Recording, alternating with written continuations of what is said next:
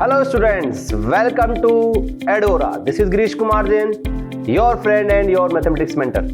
So again दोस्तों, हम मिल रहे हैं एक और PYQ सेशन के साथ, जहां हम बात करेंगे चैप्टर डिटरमिनेंट में किस तरह JEE mains as well as JEE advance में क्वेश्चन प्रीवियस ईयर्स में पूछे गए हैं, क्या उनकी ट्रिक्स है, क्या उनके कॉन्सेप्ट है, उन सभी बातों को हम यहां डिस्कस करेंगे.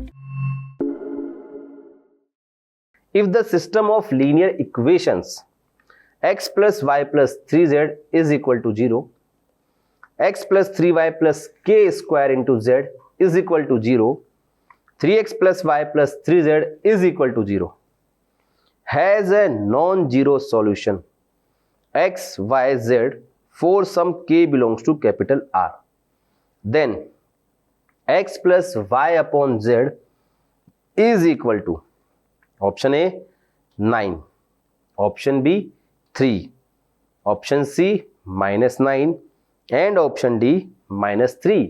और गाइस ये क्वेश्चन जेईई मेंस 2020 के सितंबर सेशन में 5 सितंबर को इवनिंग स्लॉट में पूछा गया है. अगेन दोस्तों यहां पर वही रिपीट सिचुएशन हमें दी गई है जो हमने फर्स्ट क्वेश्चन में डिस्कस की थी. यहां एक होमोजीनियस सिस्टम दिया गया है और उस होमोजीनियस सिस्टम में हमें बोला गया है नॉन जीरो सॉल्यूशन. लेकिन दोस्तों यहां पर वैल्यू बदल गई है. यहां हमें बात करनी है x plus Y upon Z के लिए. तो चलिए दोस्तों देखते हैं हम किस तरह यहां बात करेंगे. सबसे पहले हमें देखना होगा कि k की वैल्यू क्या है. तो सबसे पहले हम k को ही कैलकुलेट कर लेते हैं. दोस्तों अगर ये एक नॉन जीरो सॉल्यूशन को रिप्रेजेंट कर रहा है तो इसका मतलब हम यहां पर d की वैल्यू को 0 के बराबर रखेंगे. और d क्या बनेगा? d बनेगा डिटरमिनेंट ऑफ 113 k स्क्वायर 313 और ये वैल्यू 0 के बराबर. जब हम इसे एक्सपेंड करेंगे विद रेस्पेक्ट टू r1 तो r1 के 3 element 1 1 3, sign convention plus minus plus 1 multiply होगा 3 into 3 9 minus 1 into K square 9 minus K square से माइनस 1 मल्टीप्लाई होगा 1 into 3 3 minus 3 into K square 3 K square से और प्लस 3 मल्टीप्लाई होगा 1 into 1 1 minus 3 into 3 9 1 minus 9 minus 8 से और ये value हमें रखनी है 0 के बराबर. तो 9 minus K square minus 3 plus 3 K square minus 24 is equal to 0 और यहां से हमें मिलेगा 2 के स्क्वायर इज इक्वल टू 18, के स्क्वायर इज इक्वल टू 9. दोस्तों अगर के स्क्वायर की वैल्यू 9 है तो हमें यह देखना है कि हमारी इक्वेशंस क्या बनेगी. तो हमारी पहली इक्वेशन बन जाएगी x plus Y plus 3z बराबर 0 जो कि गिवन है. दूसरी इक्वेशन बनेगी x plus 3y plus 9z is equal to 0. दोस्तों अगर हम ध्यान से कहें तो हम यहां से x को एलिमिनेट कर सकते हैं बाय सब्ट्रैक्टिंग. तो जब हम इन दोनों को सब्ट्रैक्ट करेंगे तो हमें मिलेगा minus 2y minus 6z is equal to 0 या फिर y plus 3z is equal to 0 और y अपॉन z बन जाएगा यहां से -3. ठीक है दोस्तों. अब y अपॉन z -3 बनेगा तो हम ये भी कह सकते हैं कि जब हम x को 0 के बराबर लें तो हमें y प्लस 3z की वैल्यू भी क्या मिलेगी 0 के बराबर, क्योंकि इक्वेशन 1 में यही दिया गया है. और इक्वेशन 1 में जब हम x को लेंगे 0 तो y प्लस 3z हमें मिलेगा 0 के बराबर और यहां से y बाय z बनेगा -3 के बराबर. दोस्तों यहां से y बाय z बन रहा है -3, x बन रहा है 0 तो x plus Y by Z क्या बनेगा? ये बनेगा 0 प्लस -3 के बराबर.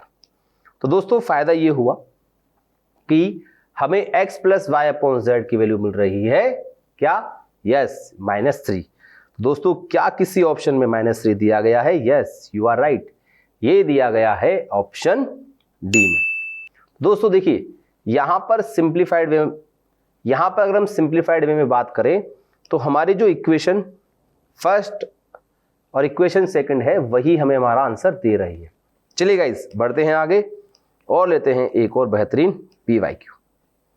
And here it is, if small a plus x is equal to b plus y is equal to c plus z plus 1, where a, b, c, x, y, z are non-zero distinct real numbers, then determinant of x, a plus y, x plus a in R1, y, b plus y, y plus b in R2, z, c plus y, z plus c in R3 is equal to option A y into bracket b minus a, option B y bracket into a minus b, option C y bracket a minus c and option D 0। और guys ये question JEE mains 2020 में सितंबर session में 5 सितंबर को evening slot में पूछा गया है। Again guys हमें यहाँ पर डिटरमिनेंट को सॉल्व करना है, लेकिन हमें जो इंफॉर्मेशन दी गई है a प्लस एक्स हमारा b प्लस वाई के बराबर है और साथ ही वो c प्लस जेड प्लस 1 के भी बराबर है। अब या तो हम a प्लस एक्स को भी k मान लें, b प्लस वाई को भी हम k मान लें और c प्लस जेड प्लस 1 को भी हम k मान लें। अब इसका फायदा हमें कहाँ मिलेगा ये हमें देखना है। तो दोस्तों सबसे पहले हम डिटरमिनेंट को सॉल्व करने जा रहे हैं, तो हम यहाँ प्रॉपर्टीज का इस्तेमाल कर सकते हैं। हमारे पास कॉलम 1 में एक्स वाई जेड है, कॉलम 2 में a plus Y, b plus Y और c प्लस वाई है, कॉलम c में x plus a, y plus b and z plus c है। तो दोस्तों अगर हम कॉलम नंबर 3 में से कॉलम नंबर 1 के एलिमेंट्स को माइनस करें तो हमें वो a b c मिलेंगे। तो दोस्तों यहां से ऑपरेशन अप्लाई किया, c3 change into c3 minus c1, तो डेल्टा में वैसे भी कोई चेंज नहीं होगा और हमारी जो डिटरमिनेंट बन जाएगी वो बनेगी x Y z column number 1, a plus Y, b plus y, c plus y in column number 2 and in column number 3 x Y z गायब हो जाएंगे, वैल्यू बचेगी a b c। और जैसे ही हमें कॉलम नंबर 3 में a b c दिखाई दिए तो हमारे दिमाग में सडनली स्ट्राइक हुआ कि क्यों ना इन तीनों को कॉलम नंबर 2 में से भी माइनस कर दिया जाए, जिससे क्या होगा, जिससे हमें एक सिंप्लीफाइड वैल्यू मिलेगी, हमें कहीं भी बीच में एडिशन का साइन नहीं मिलेगा। तो जब हमने यहाँ ऑपरेशन अप्लाई किया c2 change into c2 minus c3, तो हमें यहाँ से मिला x y z इन कॉलम नंबर 1, इन कॉलम नंबर 2 हमें मिला y y y and in column number 3 हमें मिला a b c। और दोस्तों देखिए हमें एक और फायदा मिल गया, हमारे कॉलम नंबर 2 में तीनों एलिमेंट बराबर है, तो अब हम यहाँ पर जीरो बनाने में कोई दिक्कत नहीं होगी। तो हम यहाँ ऑपरेशन अप्लाई कर रहे हैं r3 change into r3 minus r1 और r2 change into r2 minus r1। तो जब हम ये दोनों एलिमेंट्री ट्रांसफॉर्मेशन अप्लाई करेंगे तो r1 में कोई बदलाव नहीं होगा, x y a रहेगा, r2 बनेगा y minus x, y minus y 0, b minus a और r3 बनेगा z minus x, y minus y 0 and c minus a। दोस्तों अब हमें यहाँ पर कॉलम नंबर 2 के जो एलिमेंट्स हैं उनमें 2 जीरो मिल चुके हैं, तो क्या अब हम एक्सपेंड कर सकते हैं? डेफिनेटली हम अब एक्सपेंड कर सकते हैं। तो जब हम इसे एक्सपेंड करेंगे दोस्तों तो हमारे पास जो वैल्यू बनेगी, साइन कन्वेंशन होगा माइनस वाई और बाकी दो के रेस्पेक्ट में 0, और माइनस वाई जो मल्टीप्लाई होगा वो होगा y minus x into c minus ए से minus b minus a into z minus x से। तो हमारी डेल्टा की वैल्यू हमें मिल चुकी है। अब हम यहाँ इस्तेमाल करेंगे a plus x is equal to b plus y is equal to c plus z plus 1। तो दोस्तों अगर हम ध्यान से देखें तो a plus x is equal to b plus Y है, तो यहां से y माइनस एक्स क्या बनेगा, यहां से y माइनस एक्स बन जाएगा a माइनस बी। तो हम y माइनस एक्स जगह रख देंगे a minus b into c minus a minus b minus a into z minus x की बात करें तो दोस्तों हमें b माइनस वाई, दोस्तों हमें a plus x b plus y बराबर दिए हैं और साथ ही साथ c प्लस जेड प्लस 1 भी बराबर दिया है। तो जब हम a plus x is equal to c plus z plus 1 की बात करेंगे तो यहां से z माइनस एक्स बनेगा a माइनस सी माइनस 1 के। दोस्तों ये बन जाएगा पीछे की तरफ b minus a into A minus c minus 1 के।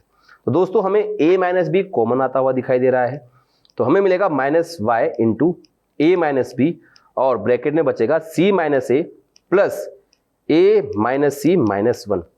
a से माइनस से चला जाएगा, माइनस सी से प्लस से चला जाएगा, वैल्यू बचेगी -1 जो कि आगे बचे हुए माइनस से मल्टीप्लाई होके प्लस बन जाएगा।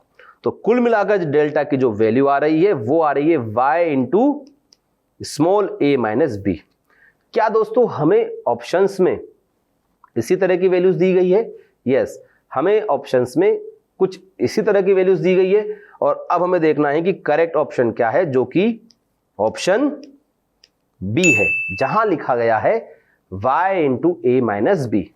सो गाइस इस क्वेश्चन का सही और करेक्ट आंसर है option B, y into bracket A minus B. दोस्तों अगेन यहां इस्तेमाल किया गया है प्रॉपर्टीज ऑफ डिटरमिनेंट को और साथ ही साथ जो इंफॉर्मेशन हमें दी गई है उससे भी हमने यहां इस्तेमाल किया।